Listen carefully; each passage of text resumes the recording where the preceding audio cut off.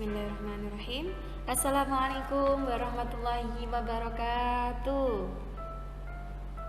Alhamdulillah kita bertemu lagi ya Nana. Bagaimana kabarnya? Semoga sehat selalu ya. Pada kesempatan kali ini Ustazah akan membahas tentang sistem reproduksi tumbuhan. Setelah kemarin kita sudah berjibaku dengan sistem reproduksi manusia ya. Oke.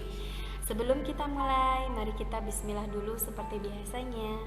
Bismillahirrahmanirrahim. Semoga Allah selalu mempermudah kita dalam belajar. Amin. Seperti biasa, sebelum kita belajar lebih lanjut, kita harus tahu dulu hari ini kita mau belajar apa.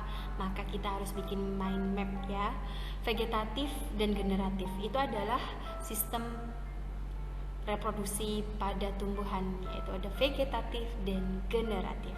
Vegetatif itu tanpa kawin dan ada dua jenisnya, yaitu alami dan buatan. Sedangkan generatif itu dengan kawin, pastinya hanya dengan satu cara, yaitu penyerbukan atau polinase. Vegetatif ya, apa sih itu?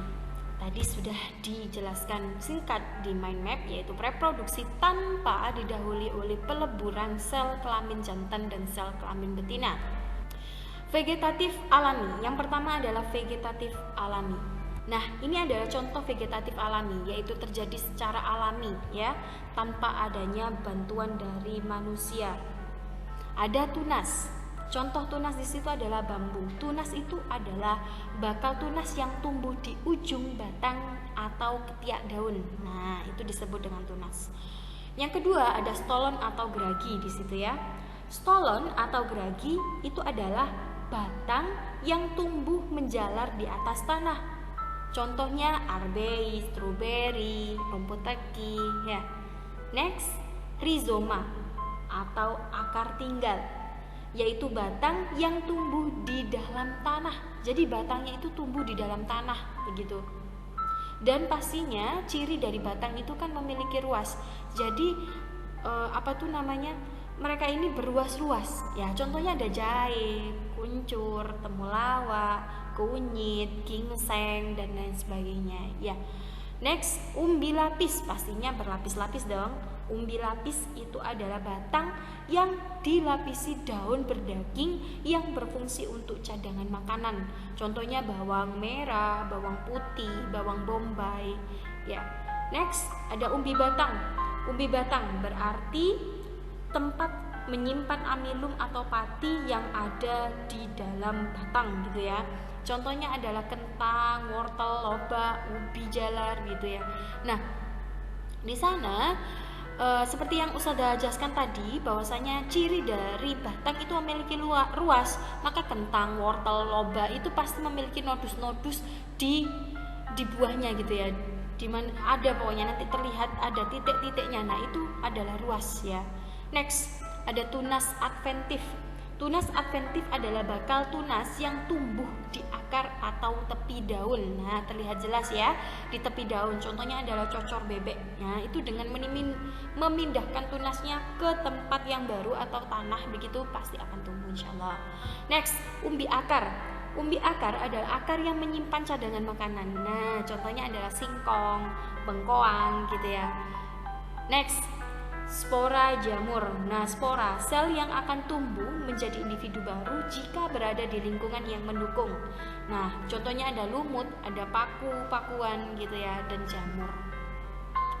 Next, vegetatif buatan. Vegetatif itu pasti ini lebih familiar dari kalian ya. Pasti di rumah sudah pernah mencoba. Dulu pas waktu SD pasti pernah mencoba. Yang pertama adalah mencangkok. Nah, mencangkok ini hanya bisa dilakukan pada tumbuhan yang berkambium atau berkayu atau termasuk dikotil ya. Yang kedua adalah menyambung atau mengenten. Nah, menyambung ini tujuannya untuk dua jenis.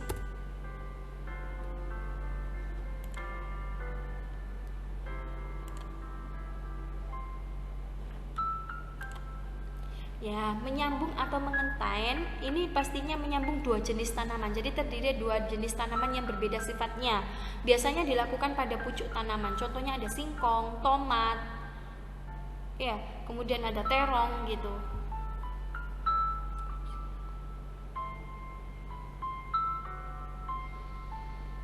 Selanjutnya, menempel atau okulasi, menggabungkan dua jenis tanaman yang berbeda sifatnya dengan menggunakan lapisan kulitnya pada mata tunas. Contohnya adalah jeruk bali, jeruk limau gitu ya. Dan yang keempat adalah stek. Nah, ini paling banyak digunakan dan paling banyak menghasilkan individu baru begitu ya, yaitu dengan cara memotong-motong saja, motong-motong bagian tubuhnya dari tumbuhan itu, entah itu akar, batang atau daunnya begitu. Contohnya ada tebu, tanaman bunga, beberapa tanaman bunga dan singkong gitu ya.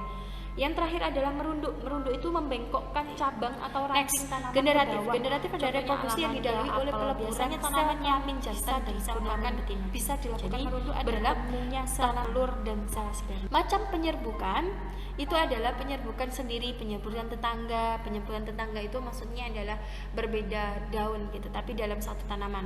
Kalau penyerbukan silang tanaman lain tetapi tetap satu jenis, sedangkan penyerbukan besar itu adalah lain bunga dan lain jenisnya. Nah, macam-macam penyerbukan itu dibantu oleh beberapa media begitu ya. Salah satunya adalah ada angin, ada air, dibantu oleh manusia, antropogami, kemudian zetiogami, perantara hewan, kemudian beberapa serangga begitu ya. Entomogami itu yang paling sering keluar, burung, ornitogami, kelelawar, keruk. Nah, berikut ini adalah gambar-gambarnya ya, dibantu oleh angin dan yang terakhir adalah teknologi reproduksi pada ini adalah teknologi reproduksi pada tumbuhan. Ada hidroponik, vertikultur, kultur jaringan pastinya, dan perwarian sifat. Hidroponik itu adalah cara penanaman tumbuhan dengan menggunakan larutan nutrisi dan mineral yang terlarut di dalam air tanpa menggunakan tanah. Ini sangat efektif sekali ya, karena dapat mengurangi lahan gitu ya. Jadi dia itu sangat hemat lahan gitu. Vertikultur itu juga termasuk dari hemat lahan gitu, karena dia disusun vertikal begitu. Budidaya tanaman yang tersusun secara vertikal. Nah, kultur jaringan ini adalah suatu metode perbanyakan tumbuhan dengan menggunakan sedikit bagian dari tumbuhan itu sendiri. Jadi ini pasti akan menghasilkan banyak sekali individu baru. Yang terakhir adalah perkawinan silang, yaitu dilakukan dengan mengawinkan suatu jenis tumbuhan dengan tumbuhan jenis lainnya yang bersifat unggul. Nah, ini menghasilkan individu-individu. Nah, dari pembahasan tadi pasti diambil garis besar gitu, perbedaan vegetatif dan generatif itu apa. Jadi generatif itu fertilisasi, bertemunya sel telur dengan sel sperma ya. Jadi maksudnya adalah kalau pada bunga itu berarti serbuk sari dengan serbuk putih gitu ya. Kalau vegetatif itu tanpa fertilisasi gitu. Kalau generatif melibatkan dua individu pastinya, dua induk, yaitu induk jantan dan betina, sedangkan vegetatif hanya melibatkan satu induk. Generatif itu keturunannya variasi, jadi ada yang sama, ada yang berbeda dengan induknya, entah itu mirip dengan betinanya atau mirip dengan jantannya.